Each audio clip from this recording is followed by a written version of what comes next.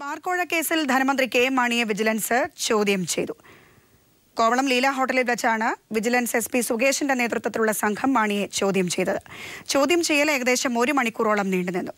വിവരങ്ങളുമായി ജീവൻ കുമാർ ചേരുന്നു. ജീവൻ, നേരത്തെ എന്തെങ്കിലും സൂചനകൾ വിജിലൻസ് കെ മാണിയെ ചോദ്യം ചെയ്യുന്നത് സംബന്ധിച്ചുണ്ടായിരുന്നോ? എന്തെങ്കിലും വിവരങ്ങൾ വിജിലൻസ് പുറത്തുവിട്ടിട്ടുണ്ടോ? രശ്മി, അതീവ രഹസ്യമായിട്ടാണ് വിജിലൻസിന്റെ ഈ കാര്യത്തിൽ കെ മാണിയെ ചോദ്യം ചെയ്യുന്നതിനുള്ള നീക്കങ്ങൾ ആദ്യം മുതൽ തന്നെ നടത്തിയിരുന്നത്. ഈ കാര്യത്തിൽ സംസ്ഥാന ധനകാര്യമന്ത്രി എന്ന തരത്തിലുള്ള പരിഗണന തനിക്ക് ലഭിക്കണം. തന്നെ ചോദ്യം ചെയ്യുന്ന യാതൊരു തരത്തിലുള്ള വിഷ്വൽസും പുറത്തു പോകാൻ പാടില്ല എന്ന് കെ മാണിക്ക് വളരെ കൃത്യമായി നിഷ്കർഷിച്ചിരുന്നു. അതിന്റെ അടിസ്ഥാനത്തിൽ അതീവ രഹസ്യമായിട്ടാണ് വിജിലൻസിന്റെ പ്രത്യേക അന്വേഷണ സംഘത്തലവൻ SP സുകേഷിന്റെ നേതൃത്വത്തിലുള്ള സംഘം ഇന്ന് വൈകുന്നേരം 7:50 കോവളത്തെ ലീല പാലസിലെത്തി ധനകാര്യമന്ത്രി കെ മാണിയെ ചോദ്യം ചെയ്തത്. സംസ്ഥാന ധനകാര്യമന്ത്രിമാരുടെ യോഗം അവസാനിച്ച ദിവസം കൂടിയായിരുന്നു. അവിടെ വെച്ചിട്ടാണ് ഇദ്ദേഹത്തെ ചോദ്യം ചെയ്തത്. ചോദ്യം ചെയ്യൽ ഏതാണ്ട് 40 മിനിറ്റോളം നീണ്ടുനിന്നു എന്നാണ് നമുക്ക് മനസ്സിലാക്കാൻ കഴിയുന്നത്. മുൻകൂട്ടി തയ്യാറാക്കിയ ചോദ്യാവലി വിജിലൻസിന്റെ കയ്യിലുണ്ടായിരുന്നു. നേരത്തെ പ്രാഥമികമായി ഈ കാര്യത്തിൽ മാസങ്ങൾക്ക് മുമ്പ് കെ മാണിയിൽ നിന്നും പ്രാഥമികമായ ഒരു മൊഴി വിജിലൻസ് സംഘം മൊഴി രേഖപ്പെടുത്തിയിരുന്നു. അന്ന് തന്നെ ഏതെങ്കിലും തരത്തിലുള്ള ഒരു ബാർ മുതലാളി തന്റെ വീട്ടിൽ വന്ന് കണ്ടതായി അറിയില്ല, ഓർക്കുന്നില്ല. അത്തരത്തിൽ ആരും തന്നെ വന്ന് കണ്ടിട്ടില്ല. അത്തരത്തിൽ കാണേണ്ട കാര്യവുമില്ല. താൻ സംസ്ഥാനത്തിന്റെ എക്സൈസ് മന്ത്രിയല്ല, താൻ ധനകാര്യമന്ത്രിയാണ്, തന്നെ ആരും വന്ന് കാണേണ്ട കാര്യമില്ല എന്നായിരുന്നു കെ മാണി നേരത്തെ പറഞ്ഞിരുന്നത്. എന്നാൽ ഇന്നത്തെ ചോദ്യം ചെയ്യലിൽ വിജിലൻസ് കുറെ കൂടെ ശാസ്ത്രീയമായ തെളിവുകളുമായിട്ടാണ് അവർ വന്നിരുന്നത്. 2014 ഏപ്രിൽ മാസം 2-ാം തീയതി രാവിലെ 6:30 ബിജു രമേശിന്റെ KL01 BB 7878 എന്ന കറുത്ത കളർ കാർ കെ മാണിയുടെ ഔദ്യോഗിക വസതിയായ പ്രശാന്തിയിൽ എത്തിയിരുന്നു എന്ന് ഗാർഡ് റൂമിൽ നടന്ന രജിസ്റ്റർ പരിശോധനയിൽ നിന്നും വിജിലൻസ് സംഘത്തിന് ബോധ്യപ്പെട്ടിരുന്നു. ഒപ്പം രാവിലെ ഈ 2 ടവർ ലൊക്കേഷനുകളും രാജ്കുമാർ ഉണ്ണിയുടെയും ഒപ്പം ഡ്രൈവർ അമ്പിളിയുടെയും മൊബൈൽ ഫോൺ ടവറുകളുടെ ലൊക്കേഷൻ മന്ത്രിമന്ദിരത്തിന് പരിസരത്തായിരുന്നു എന്നും വിജിലൻസ് സംഘത്തിന് ശാസ്ത്രീയ പരിശോധനയിലൂടെ ബോധ്യപ്പെടുകയും ചെയ്തു. ഈ കാര്യങ്ങൾ നിരത്തിക്കൊണ്ട് കെ മാണിയോട് വിജിലൻസ് സംഘം ചോദ്യങ്ങൾ ആവർത്തിച്ചു. ചോദ്യങ്ങൾ വന്ന മുറയിൽ ആദ്യഘട്ടത്തിൽ ഇതിനെ പ്രതിരോധിക്കാൻ കെ മാണി ശ്രമിച്ചിരുന്നുവെങ്കിലും രണ്ടാമത് ശാസ്ത്രീയമായ ചില തെളിവുകൾ കൂടെ അടിസ്ഥാനത്തിൽ സുകേഷൻ ചോദ്യം ചെയ്തപ്പോൾ കെ മാണി ഈ കാര്യം സ്ഥിരീകരിക്കുകയും ചെയ്തു. ഇത് ഈ കേസിലെ ഏറെ നിർണായകമായ ഒരു തെളിവായി വഴിത്തിരിവായി മാറും. നേരത്തെ വിജിലൻസ് സംഘത്തോട് പറഞ്ഞിരുന്ന മൊഴിയിൽ നിന്നും കെ മാണിയുടെ മൊഴിയിൽ വൈരുദ്ധ്യമുള്ളതായി വിജിലൻസ് സംഘത്തിന് പ്രഥമ ദൃഷ്ടിയായി ഇപ്പോൾ ബോധ്യപ്പെട്ടിരിക്കുന്നു. ഇതിന്റെ അടിസ്ഥാനത്തിൽ കുറ്റപത്രം തയ്യാറാക്കുമ്പോൾ സാഹചര്യ തെളിവുകൾ കെ മാണിക്ക് ഇപ്പോൾ എതിരായി മാറുന്നു. തീർച്ചയായും കെ മാണിക്കെതിരായ കുറുക്കും മുറുകുന്നു എന്ന് തന്നെയാണ് ഇതിന്റെ സൂചന.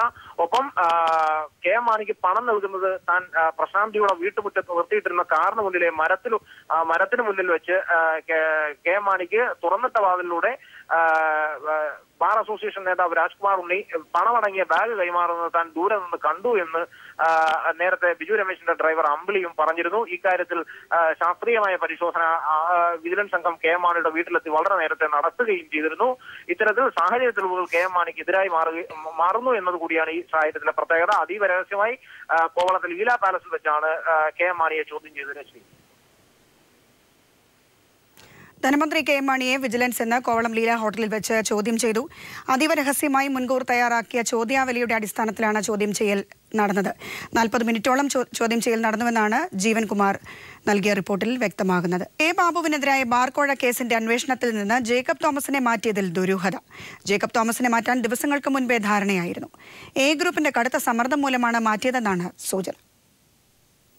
ഗ്രൂപ്പിന്റെ സമ്മർദ്ദത്തിന് വഴങ്ങി ദിവസങ്ങൾക്ക് മുമ്പ് തന്നെ ജേക്കബ് തോമസിനെ ബാർക്കോഴ കേസ് അന്വേഷണത്തിന്റെ മേൽനോട്ട ചുമതലയിൽ നിന്നും മാറ്റിയതായി പീപ്പിൾ TV വാർത്ത റിപ്പോർട്ട് ചെയ്തിരുന്നു. എന്നാൽ അന്ന് തന്നെ ആഭ്യന്തരമന്ത്രിയും വിജിലൻസ് ഡയറക്ടറും ഇത് നിഷേധിച്ച് രംഗത്തെത്തിയിരുന്നു. സർക്കാർ സംവിധാനത്തിന് കീഴിലാണെങ്കിൽ പോലും രാഷ്ട്രീയവും രാഷ്ട്രീയേതരവുമായ സമ്മർദ്ദങ്ങൾക്ക് വഴങ്ങാത്ത ഉദ്യോഗസ്ഥനാണ് ജേക്കബ് തോമസ്. അഴിമതി വിരുദ്ധ പ്രതിച്ഛായുള്ള ഇദ്ദേഹത്തെ ചുമതലാ നിർവഹണത്തിൽ നിന്ന് മാറ്റിയാൽ അത് വലിയ പ്രതിഷേധം ക്ഷണിച്ചു വരുത്തുമെന്ന ബോധ്യത്താലാണ് വിൻസെന്റ് പോളും ആഭ്യന്തരമന്ത്രിയും വാർത്ത നിഷേധിച്ചത്. എന്നാൽ ഇതിനുശേഷം വിജിലൻസിൽ നടപ്പിലാക്കാൻ പോകുന്ന ചില പുതിയ പദ്ധതികളുടെ ഏകോപന ചുമതല ജേക്കബ് തോമസിന് നൽകി. ജില്ലകൾ സന്ദർശിച്ച് എത്രയും വേഗം റിപ്പോർട്ട് തയ്യാറാക്കി തരാൻ ആഭ്യന്തരമന്ത്രി ജേക്കബ് തോമസിന് നിർദ്ദേശവും നൽകി. കൃത്യാനന്തര ബാഹുല്യമുള്ള ജേക്കബ് തോമസ് റിപ്പോർട്ട് തയ്യാറാക്കാൻ എടുക്കുന്ന സമയത്തിനുള്ളിൽ ബാബുവിനെതിരായ ക്വിക്ക് വെരിഫിക്കേഷൻ പൂർത്തിയാക്കാനാണ് വിജിലൻസ് ഡയറക്ടർക്ക് മുഖ്യമന്ത്രി നൽകിയിരിക്കുന്ന കർശന നിർദ്ദേശം. ജില്ലകൾ സന്ദർശിക്കുന്ന ജേക്കബ് തോമസിന് പകരം മറ്റൊരു ADGP-യായ ഷേഖ് ദർവാഷിസ് സാഹിബിനായിരിക്കും കേസിന്റെ മേൽനോട്ട ചുമതല. നിലവിൽ വിജിലൻസ് കേരളയുടെ വൈത്തിരിയിൽ നടക്കുന്ന വർക്ക്ഷോപ്പിലാണ് ജേക്കബ് തോമസ് ഉള്ളത്. വർക്ക്ഷോപ്പ് കഴിഞ്ഞതിന് ശേഷം ജേക്കബ് തോമസ് വയനാട്ടിൽ തന്നെ 2 ദിവസം തങ്ങിയേക്കും. ഇതിനുള്ളിൽ ക്വിക്ക് വെരിഫിക്കേഷൻ പൂർത്തിയായാൽ ജേക്കബ് തോമസിന് കേസന്വേഷണത്തിൽ ഇടപെടാനുമാവില്ല. എന്നാൽ ഇന്നും വാർത്തകൾ പാടെ നിഷേധിക്കുകയാണ് ആഭ്യന്തരമന്ത്രി ചെയ്തിരിക്കുന്നത്. ഇനി 22 ദിവസം കൂടി മാത്രമേ ജേക്കബ് തോമസിന് വിജിലൻസിൽ തുടരാനാവൂ. മെയ് 30-ന് ഒഴിവ് വരുന്ന 2 DGP പദവികളിലൊന്ന് ജേക്കബ് തോമസിന് നൽകിയേക്കും. Fire force, police, housing construction corporation എന്നീ നോൺ കാഡർ പോസ്റ്റുകളിലൊന്നാവും ജേക്കബ് തോമസിന് നൽകാൻ സാധ്യത. എസ് ജീവൻകുമാർ, തിരുവനന്തപുരം. ബാർക്കോഴ കേസ് അന്വേഷണത്തിൽ നിന്ന് ADGP ജേക്കബ് തോമസിനെ നീക്കിയ സർക്കാർ നടപടി അടിയന്തരമായി തിരുത്തണമെന്ന് CPM സംസ്ഥാന സെക്രട്ടറി കോടിയേരി ബാലകൃഷ്ണൻ പ്രസ്താവനയിലൂടെ ആവശ്യപ്പെട്ടു. കോടതിയുടെ പരിഗണനയിലുള്ള ബാർ കേസിൽ അന്വേഷണ ഉദ്യോഗസ്ഥൻ സത്യസന്ധമായി പെരുമാറിയതിന് അന്വേഷണ ചുമതലയിൽ നിന്ന് മാറ്റിയ സർക്കാർ നടപടി നിയമവാഴ്ചയോടുള്ള വെല്ലുവിളിയാണെന്നും കോടിയേരി കുറ്റപ്പെടുത്തി. അധ്യാപകന്റെ കൈവെട്ട് കേസിലെ 10 പ്രതികൾക്ക് 8 വർഷം തടവ്. മുഖ്യപ്രതികളെ സഹായിച്ച 3 പേർക്ക് 2 വർഷത്തെ തടവും വിധിച്ചു. കൊച്ചിയിലെ പ്രത്യേക NIA കോടതിയാണ് ശിക്ഷ വിധിച്ചത്. പ്രൊഫസർ TJ ജോസഫിന്റെ കൈപ്പത്തി വെട്ടിമാറ്റിയ കേസിലാണ് പ്രതികളെ കൊച്ചിയിലെ NIA കോടതി ശിക്ഷിച്ചത്. ഭീകരവാദം, ഗൂഢാലോചന തുടങ്ങിയ കുറ്റങ്ങൾ തെളിഞ്ഞതിനാൽ 13 പേരെ കുറ്റക്കാരായി കോടതി കണ്ടെത്തിയിരുന്നു. ഇതിൽ 10 പേർക്കെതിരെ UAPA നിയമം ചുമത്തിയത് കോടതി ശരിവച്ചിരുന്നു. ഇവർക്കാണ് 8 വർഷത്തെ തടവ് ശിക്ഷ കോടതി വിധിച്ചത്. വിവിധ വകുപ്പുകൾ പ്രകാരം പിഴയും വിധിച്ചിട്ടുണ്ട്. ബാക്കിയുള്ള 3 പേർക്ക് 2 വർഷത്തെ തടവും 10,000 രൂപ പിഴയും ശിക്ഷ വിധിച്ചു. പ്രതികൾ പിഴത്തുക സമാഹരിച്ച് 8 ലക്ഷം രൂപ അധ്യാപകന് നഷ്ടപരിഹാരം നൽകണമെന്നും കോടതി ഉത്തരവിട്ടു. ശിക്ഷ അപര്യാപ്തമായതിനാൽ അപ്പീൽ പോകുമെന്ന് NIA പ്രോസിക്യൂട്ടർ അർജുൻ അമ്പലപ്പറ്റ പറഞ്ഞു.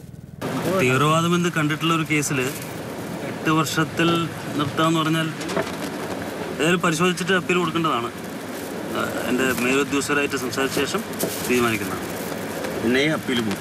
എന്തായാലും അപ്പീൽ പോകേണ്ടതാണ്. അതേസമയം ശിക്ഷയിൽ ഇളവ് നൽകണമെന്ന ആവശ്യം കോടതി അംഗീകരിച്ചതായി പ്രതിഭാഗം അഭിഭാഷകൻ PC നൌഷാദ് പറഞ്ഞു. അത് തീർച്ചയായും അത് അംഗീകരിച്ചുകൊണ്ടാണ് പരമാവധി ശിക്ഷ, ഭീകരപ്രവർത്തനത്തിനുള്ള പരമാവധി ശിക്ഷ ജീവപര്യന്തം കൊടുത്തിട്ടില്ല. പ്രതിഭാഗത്തിന്റെ വാദം ഒരു വ്യക്തിക്കെതിരെയുള്ള അക്രമമാണ്, സമൂഹത്തിനെതിരെയുള്ള അക്രമമല്ല എന്ന വാദം അംഗീകരിച്ചുകൊണ്ടായിരിക്കണം ഏറ്റവും ചുരുങ്ങിയ ശിക്ഷ ഈ കേസിൽ നൽകിയത്. ജയിലിൽ കിടന്ന ആ ഒരു കാലയളവ് കൂട്ടിയതിന് ശേഷമുള്ള ഭാഗമായിരിക്കും. അതെ, തീർച്ചയായും ജയിലിൽ കിടന്ന കാലയളവ് കഴിച്ചുള്ള ബാക്കി കാലയളവിൽ മാത്രമേ തടവ് അനുവദിക്കൂ. 2010 ജൂലൈ 4-നാണ് മതനിന്ദ ആരോപിച്ച് പോപ്പുലർ ഫ്രണ്ട് പ്രവർത്തകർ അധ്യാപകനെ ആക്രമിച്ചത്. ലോക്കൽ പോലീസും ക്രൈംബ്രാഞ്ചും അന്വേഷിച്ച കേസിൽ NIA ആണ് അന്തിമഘട്ടത്തിൽ കേസ് അന്വേഷിച്ച് കുറ്റപത്രം സമർപ്പിച്ചത്. 31 പേരുടെ വിചാരണ പൂർത്തിയാക്കിയ കോടതി 18 പേരെ വെറുതെ വിട്ടിരുന്നു. 1-ാം പ്രതി സവാദ്, മുഖ്യസൂത്രധാരൻ MK നാസർ എന്നിവരുൾപ്പെടെ 5 പേർ ഇപ്പോഴും ഒളിവിലാണ്. കൊച്ചിയിലെ NIA കോടതിയിൽ നിന്നും KG ദിനകരനൊപ്പം KM ഉമേഷ്. ആറന്മുള വിമാനത്താവളത്തിന് പ്രതിരോധ മന്ത്രാലയം നൽകിയ അനുമതി റദ്ദാക്കി. KGSന് നൽകിയ അനുമതി പിൻവലിച്ചതായി വ്യോമയാന മന്ത്രാലയത്തെ അറിയിച്ചു. KGSന് 2011 നൽകിയ അനുമതിയാണ് റദ്ദാക്കിയത്. ബോളിവുഡ് താരം സൽമാൻ ഖാനെതിരായ ശിക്ഷാവിധി നടപ്പാക്കുന്നത് ബോംബെ ഹൈക്കോടതി തടഞ്ഞു. അപ്പീലിൽ തീരുമാനമാകും വരെയാണ് വിധി തടഞ്ഞത്. ബോംബെ ഹൈക്കോടതിയാണ് സൽമാന് ജാമ്യം നീട്ടി നൽകിയത്.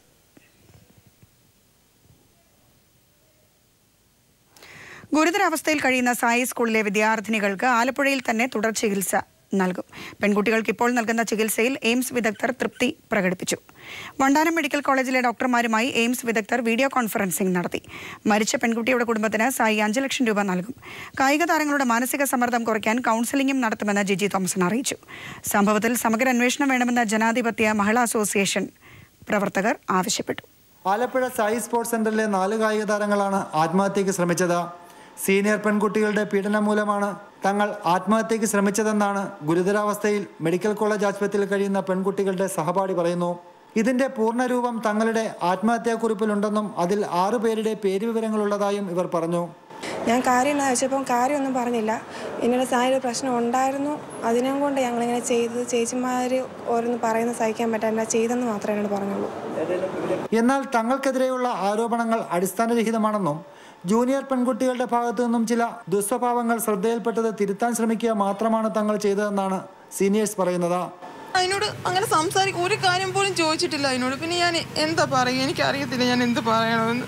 ഒരു കാര്യത്തിൽ പോലും ഞാൻ എൻ്റെ അടുത്ത് ഒരു വഴക്കായിട്ട് പോലും ഞാൻ അതിനൊന്നും പറഞ്ഞില്ല. ഞാൻ അതിനെ നല്ല ഇവിടെ ഹോസ്റ്റലിൽ ആരെയും ഞാൻ ഒരു കാര്യത്തിൽ മറ്റുള്ള ഒരാളുടെ കാര്യത്തിൽ പോലും ഞാൻ ഇടപെടാറില്ല. മജിസ്ട്രേറ്റിന്റെ മൊഴിയുടെയും ആത്മഹത്യാക്കുറിപ്പിന്റെയും അടിസ്ഥാനത്തിലാണ് SP സുരേഷ് കുമാറിന്റെ നേതൃത്വത്തിലുള്ള അന്വേഷണ സംഘം അന്വേഷണം ആരംഭിച്ചിരിക്കുന്നത്.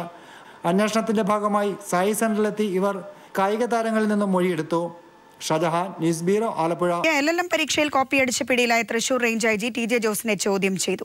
ഉത്തരമേഖല ADGP N ശങ്കർ റെഡ്ഡിയുടെ നേതൃത്വത്തിൽ തൃശൂർ പോലീസ് അക്കാദമിയിൽ വിളിച്ചു വരുത്തിയാണ് ചോദ്യം ചെയ്തത്. നേരത്തെ MG സർവകലാശാല ഡെപ്യൂട്ടി രജിസ്ട്രാറിൽ നിന്ന് ADGP മൊഴിയെടുത്തിരുന്നു. സംഭവത്തിൽ അടുത്തയാഴ്ച DGPക്ക് റിപ്പോർട്ട് സമർപ്പിക്കും.